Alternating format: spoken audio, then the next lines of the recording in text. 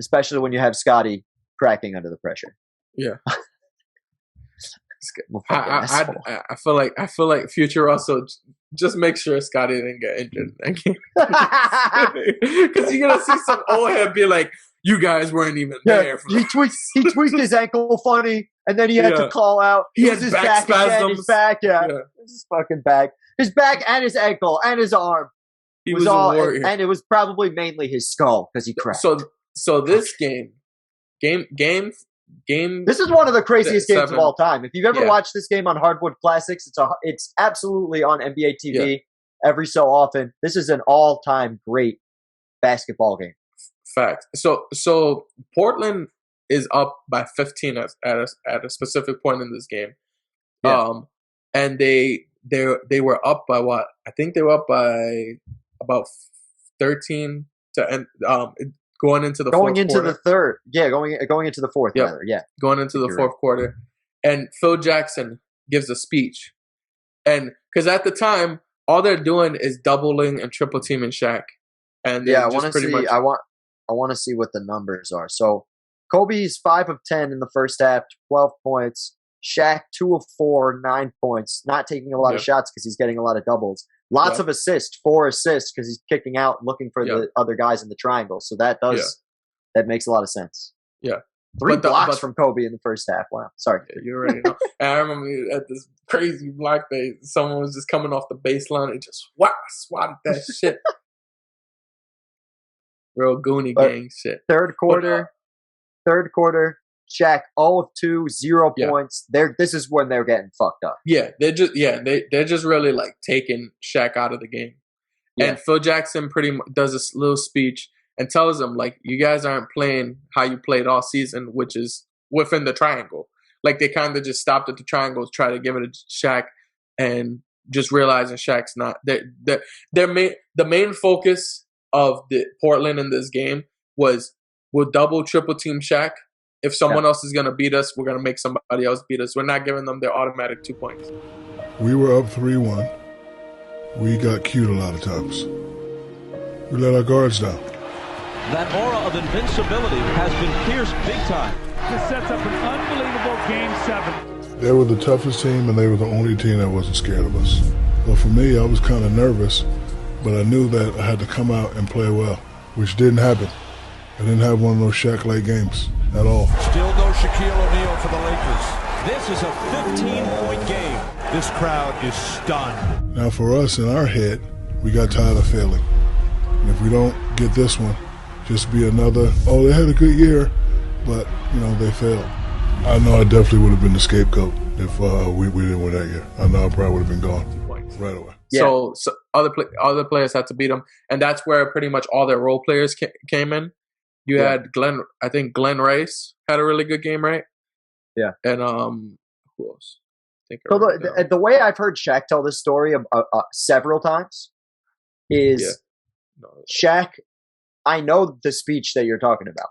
Yep. But Shaq tells this story where Phil Jackson looks at all the guys and is like, if this is how you guys want to end the season, that's fine. We'll just go home right now. We'll have a great summer.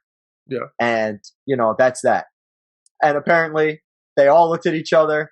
Shaq's great at making a movie out of this shit. Yeah. Okay. Yeah. They all look at each other, and then they start fucking going to work. Right? Yeah. And, and that's one of those things, though, like, before we keep on, I think that was a big issue throughout his whole career. Whenever his back got to the wall, he never had that coach to push him. Like, any other team would have got blown out. We saw this multiple times in Shaq's career. Facts. If he's in this situation, they're getting blown out this game. It was starting to go that way in this game.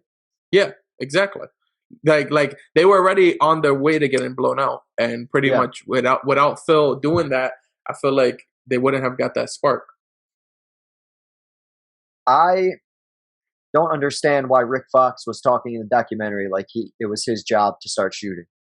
Because he took one shot and he missed it, and he has no points. I was all ready to talk about Rick Fox was like, he was so excited because finally he gets chances to shoot, and he takes one fucking shot and doesn't even score. What happened in the third? Fucking same thing, 0 points. Shut up, Rick Fox. Just tell the story like other people did it, because that's what happened. Robert Ory, Big Shot Bob, threes. What? Brian Shaw, This is the famous crossover on Scotty. Throws it up for the alley, and the big Aristotle smashes it in, and it's over. And then he just runs with the. I was scared of that. If we didn't get it done, it'll be over. Kobe versus Shaq feud thing gonna come up. I just let everybody down. I think in the fourth quarter, I got rolling a little bit. I hit one off the glass. They get it deep to Shaq, and he connects off the glass. But I kept telling Kobe, hey, I'm wide open at the rim. And he said, I got you. The last play, I wasn't even looking for the ball because I was like, okay, Kobe gonna shoot in the fourth quarter, get it to Kobe and just get out the way. So he got it and he crossed Scottie Pippen up. And Grant left me. And I just threw my hand up. I almost didn't jump because I didn't think he was gonna throw it. But when he threw it up, I said, oh shit, this is not a shot. So I had to get up, and he actually threw it up too high. If I would have jumped a second later or jumped too early, I'd have missed it. And I didn't want to take a chance being cute. I just threw it through real quick. That was the defining moment of our dominant run. Yeah, that's what that was. He runs into somebody's arms, almost kills that guy that he runs into his arms. Wow. Yeah, that was the beginning of the end of the entire NBA world. NBA, I was about to say the beginning of the beginning. It finally clicked. It was like the Thanos snap of the fingers. And Kobe and Shaq had now become one and became the dynamic duo. They each put up 9 points in that quarter. Yep. And yeah, it was beautiful symphony. If you have a chance, if you are a big Shaq fan, which I would assume if you're watching this fucking show and you're in this deep, you're probably a big Shaq fan. Yeah. Go watch this game. Because especially the fourth quarter is just unbelievable, the comeback. It's dramatic.